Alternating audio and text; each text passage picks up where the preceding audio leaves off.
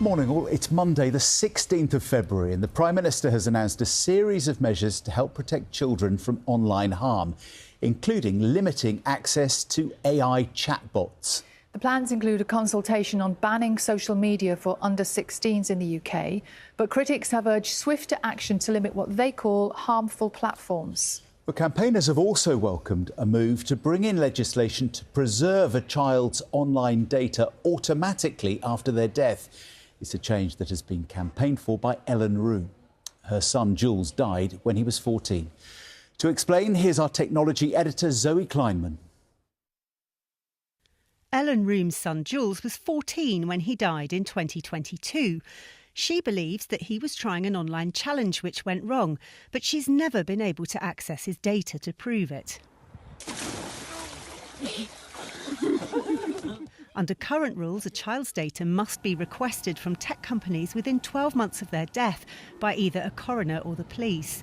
But bereaved parents say often by the time that happens, this record of what their child has been doing online has already been deleted.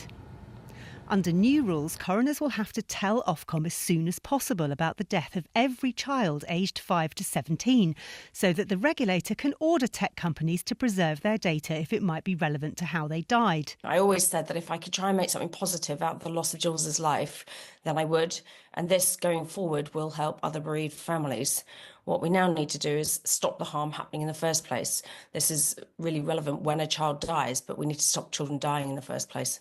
The government's already announced that it's launching a public consultation in March. It's seeking opinions about options like banning social media for under-16s, restricting their access to AI chatbots, and limiting infinite scrolling for children, otherwise known as doom scrolling.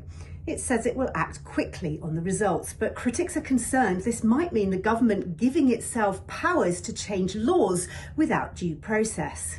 A newly enforced rule banning the creation of AI deepfakes was rushed into action 10 days ago, following condemnation of Elon Musk's chatbot Grok for creating and sharing explicit images of real women on the social network X. AI chatbots like ChatGPT didn't exist when the Online Safety Act was being written. The government says it intends to close loopholes so that the tech is now included. Today's announcement is a clear sign from the government that children's online safety continues to be a top priority.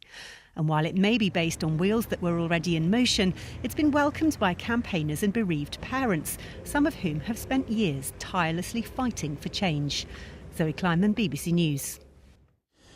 Well, we can speak now to our political correspondent Joe Pike, who joins us from Westminster. And Joe, as well as all these changes that are being proposed, there is also a possibility that we could see a complete ban on social media for under 16-year-olds, possibly by the end of the year. Yeah, it is certainly possible. The consultation, John, starting next month, we think we'll have the government plans a few months after. Now, politics and legislation move slowly, but I think the government have realised now that this sort of intervention seems pretty popular and they need to be seen to be acting quickly, especially after that Australian example. It's also within Number 10 say they're still trying to work out what age you might potentially have a ban in, what apps might be included. Certainly in Australia, it's loads of them: YouTube, X, Instagram, Snapchat. Earlier, we spoke to the Technology Secretary, Liz Kendall. We will definitely come forward with our proposals before the summer. We want to get the legislation right, whatever we decide to do in the end. But patience isn't my greatest virtue. But that's because the public, parents are dealing with this right now. We need to move swiftly because that is what is happening in the real world.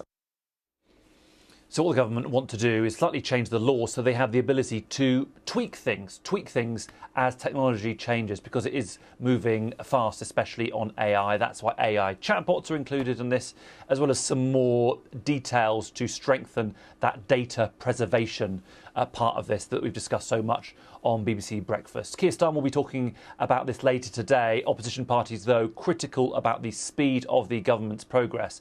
The Conservatives talking about inaction, and the Liberal Democrats saying the government has continued to, quote, kick the can down the road. OK, for now. Joe, thank you.